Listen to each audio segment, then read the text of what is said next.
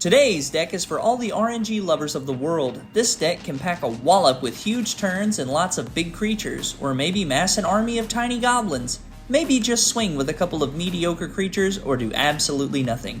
You're really all in with this deck, leaving it all up to luck. Delina Wild Mage is the leader of this mono-red, dice-rolling, rampage, riot-inducing, riveting experience of a deck. But before we roll for initiative in today's deck tech, be sure to like, comment, and subscribe. It goes a long way to supporting the channel, and with that out of the way... Autobots, roll out! Delina Wild Mage is a 4-mana, 1-red, 3 generic, 3/2 legendary creature elf shaman that says, whenever Delina Wild Mage attacks, choose target creature you control, then roll a d20. 1 to 14, create a tapped and attacking token that's a copy of the creature, except it's not legendary and it has exile this creature at the end of combat. 15 through 20, create one of those tokens, roll again. You can easily see why you're kind of all in on the commander. Yes, there are a couple of creatures in the deck that can help us take over and win a game, but our biggest threat is our commander, which makes her a lightning rod for removal. That being said, the deck's biggest strength is cranking her out, hopefully before turn 4, with some protection as backup and at least one other creature that can generate us some value in the form of drawing cards, making treasures, or removing creatures to clear the way for Delina's attacks. We also play cards to stack the deck, metaphorically speaking, manipulating how many rolls we actually get off Delina. Our creatures are our biggest ally when it comes to Delina's attack triggers, so we play Direfleet Daredevil to take advantage of our opponent's spells. Harmonic Prodigy is our first step to giving ourselves advantage when we roll. Reckless Barbarian helps us jump a turn ahead to play Delina faster. Wily Goblin for treasures. Will, Blade of Frontiers, can potentially go infinite with Delina, increasing our number of dice we roll each time when we make a copy, making it harder and harder to not roll to keep making more. While we will never be able to guarantee 100% to always roll, but when you're at a 0.00001%, you take those odds. Circuit Mender, one of my favorite things to copy because of the life gain and drawing a card when it gets exiled.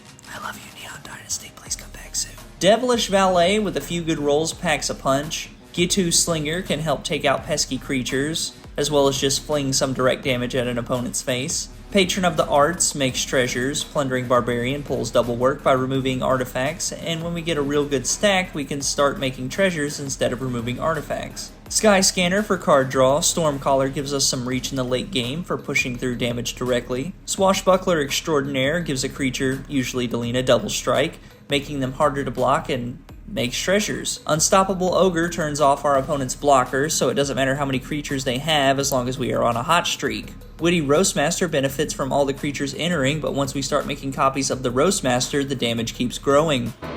The danger must be growing, for the rowers keep on rowing! Ardent Elementalist to get back key spells. Aspiring Champion is an absolute house in the deck. For each copy that deals damage means we get to rip a creature off the top of our library, which again is up to fate. Fanatic of Mogus gives us reach to close out games. Solemn Simulacrum to grab us lands. Wildfire Devils to steal our opponent's instants and sorceries in their graveyard. Demanding Dragon works great to clear away hexproof or ward creatures. Our opponents either take 5 or sack whatever's in our way. Emrakul's Hatcher is an army in a can, gumming up the path for a potential crackback and providing mana. Ganix Astral Hunter is going to create our own horde of treasures as well as be a threat in the air. Mindclaw Shaman because our opponents don't need their spells. Rapacious Dragon for more treasures. Swarming Goblins. Itali Primal Storm. Inferno Titan. How many lightning bolts can we make? Let's find out. 1, 2, 3.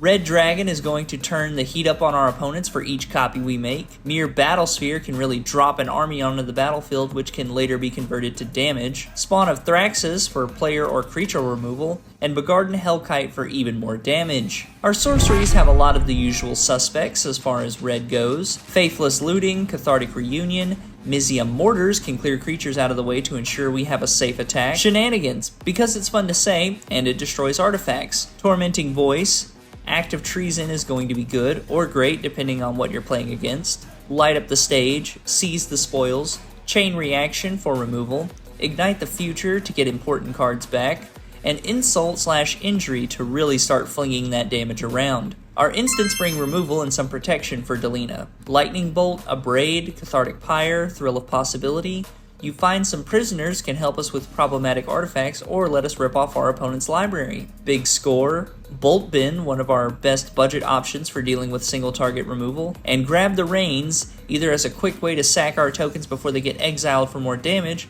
or steal an opponent's creature to copy. If you have the mana, you can entwine and do both. Artifacts look to ramp and get us ahead to play Delina early and take advantage of our tokens. Boots of Speed to give haste. We ideally want Delina swinging the turn she comes in. Wayfarer's Bauble, Arcane Signet, Culling Dais to grind even more advantage out of our tokens. Fire Diamond, Mind Stone, Prismatic Lens, Swiftfoot Boots, and Hazaret's Monument. Our enchantments bring the pain. Barbarian class to give us advantage when we roll our dice, but also with some investment to level up, it can give a nice boost and menace, as well as haste if it gets to level 3.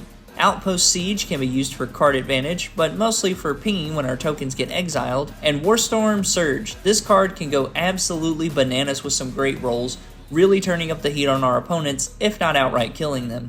Lastly, lands. Rogue's Passage and 35 Mountains. It's very important to play on curves, so lands that come in tapped, You're too slow! This is the quintessential red deck. Get in quick and hit hard. The deck as of recording will run you about $23, and the upgrade path is pretty great as well. Starting with Mana Rocks, a Soul Ring could get you way ahead playing Delina turn 2, which is usually something tables have difficulty dealing with. Anger, Ogre Battle Driver, Fervor, Hammer of Perforos are all great includes to get haste for Delina. Lightning Greaves for both protection and haste. Goblin Bombardment to fling those tokens before they go.